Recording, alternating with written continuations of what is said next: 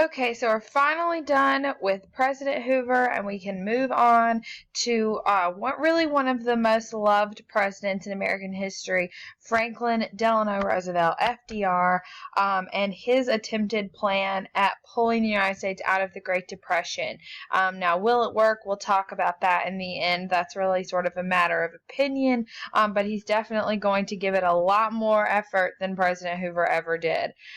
So FDR is elected in 1932, and when he runs on a platform called the New Deal. He's going to pledge and promise a New Deal for all Americans. And if that sounds familiar, it probably sounds a lot like his cousin Teddy Roosevelt's campaign promise of a square deal, and that's pretty much where he gets it from.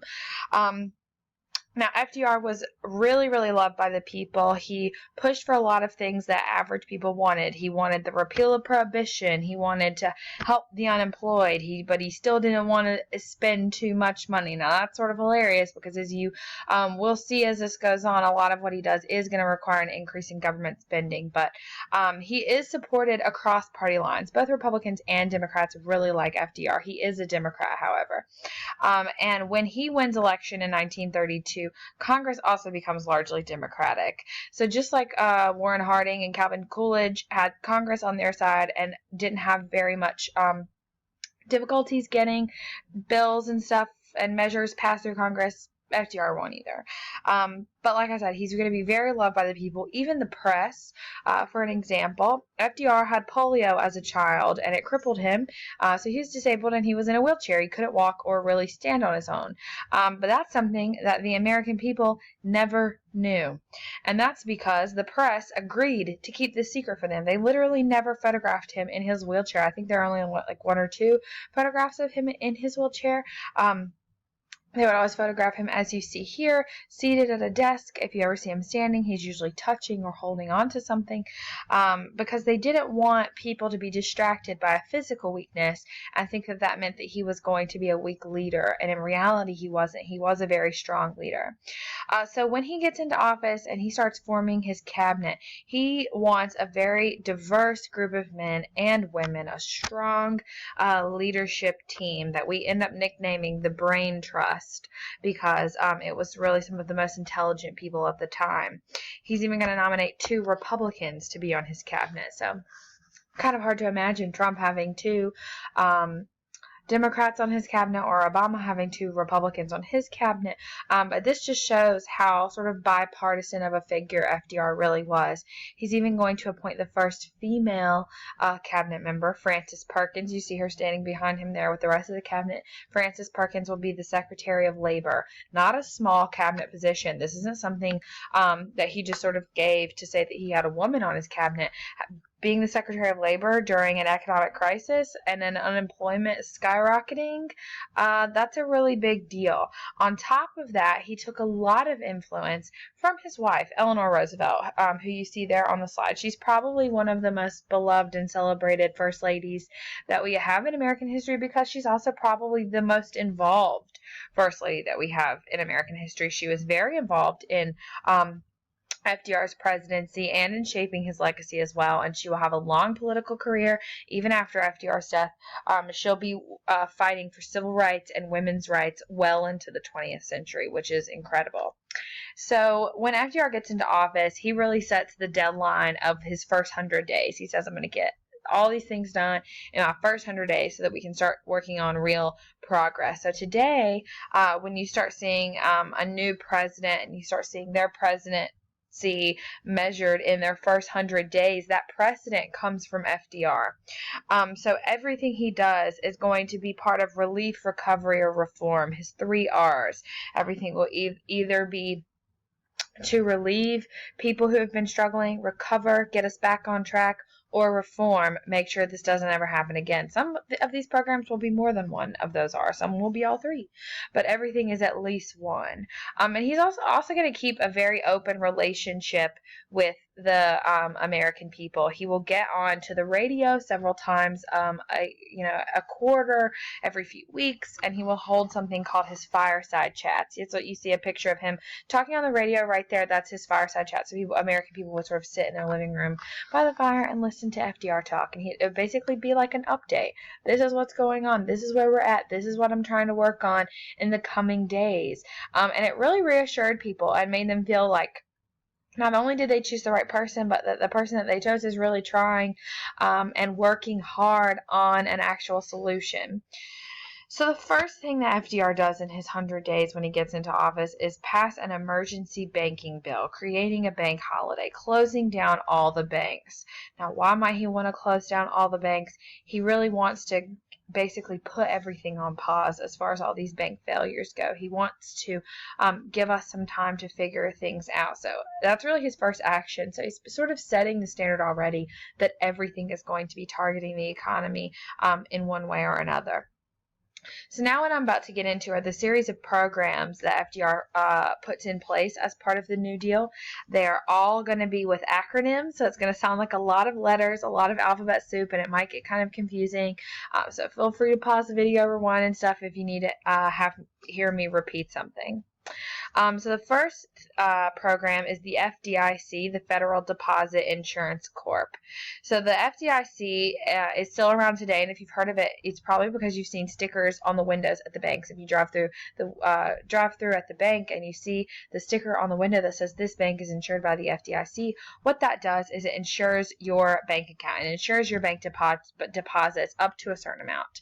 Today, I think it's about $250,000. So for example, the whole reason that they do that is that if the bank is to fail, like it did when the stock market crashed, if your bank is to fail, the government and the FDIC are insuring your bank account so that they will reimburse you for all the money you lost up to that $250,000 mark.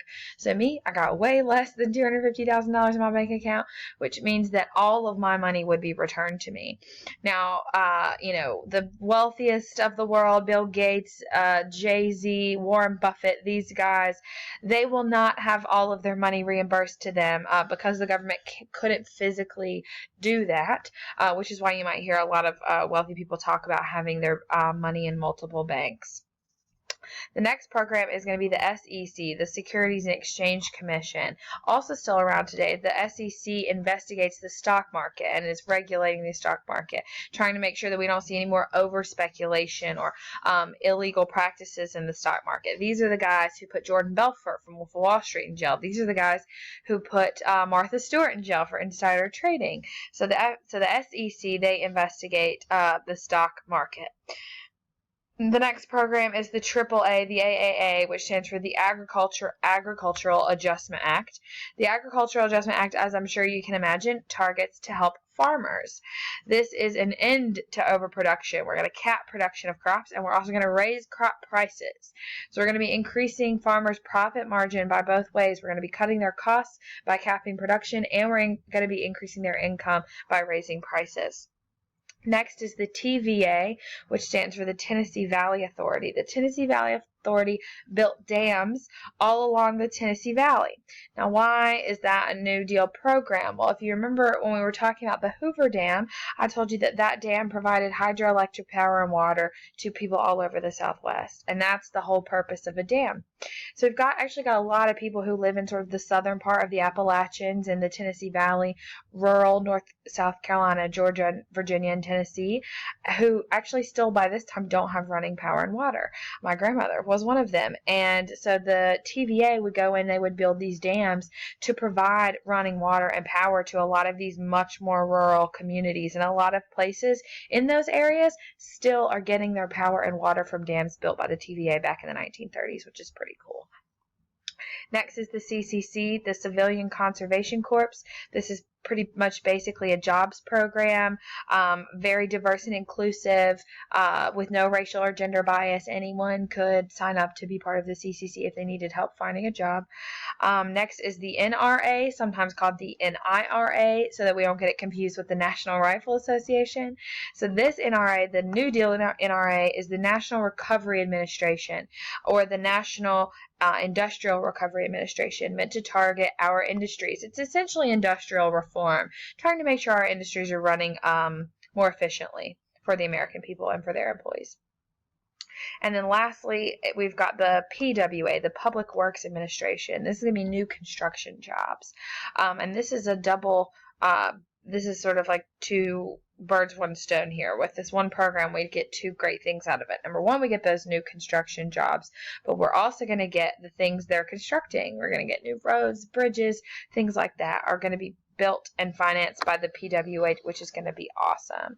So all of these programs were put in place in really just FDR's first 100 days, which is really incredible. Now, these aren't the only New Deal programs. There are hundreds of programs in the New Deal. These are just the ones I think are the most important and the most likely to show up on a final exam right now. So not everyone is happy with the New Deal. On both sides of the aisle, there are people who think that this is too much or not enough. On the very far right, we've got super conservatives, radical conservatives, who think this is too much, that we're bordering on socialism and communism. Now, I'll tell you right now, it's because it is communism. I mean, not communism, because it is socialism. It's not quite communism, but it's getting very close. But when you're in that much of an economic desperate situation and there seems to be no way out, and then it's not a bad idea to try an extreme amount of government intervention, which is sort of the thought process here. So a lot of people were okay with it. So one of these guys who are critiquing it for being too socialist, too communist, is this guy on the right, Charles Coughlin. Charles Coughlin was a priest with a very popular radio show who said that FDR wasn't doing enough of the right things, that he was getting the government too involved. He called the New Deal the raw deal. He's sort of a populist, so to speak. We've also got liberals who are saying that we're not doing enough, that this is, just saving the banking system. We need to be targeting other things. And other populists who are complaining about this on that side of the aisle, like Senator Huey Long, who you see here on the left, who's a senator from Louisiana. He wanted a share our wealth program, essentially a redistribution of wealth. He thought we weren't addressing the distribution of wealth problem in the United States. He wanted to physically take money from the upper class and give it to the lower class. Now, that is communism, so it is not something that we do. But nevertheless, a lot of people do think that is sort of the only way out.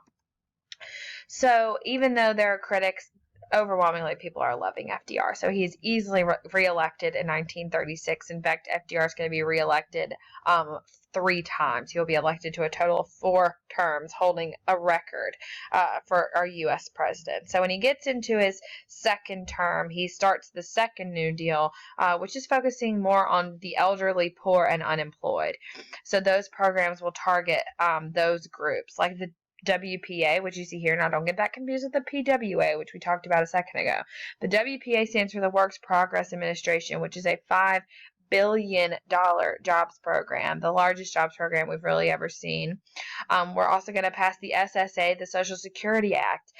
If you've had a job and you've seen your paycheck getting a chunk taken out of it for Social Security, that is a pension program for retirees. Basically, you pay into Social Security, and then when you retire, you get to draw Social Security. Now, you are not drawing the exact number, the exact money that you put into it. The money that you put into Social Security immediately gets drawn out and given to someone who is currently pulling Social Security. So it's set up so that the people who are currently paying into it will eventually be paid back by their children and their grandchildren and their great-grandchildren.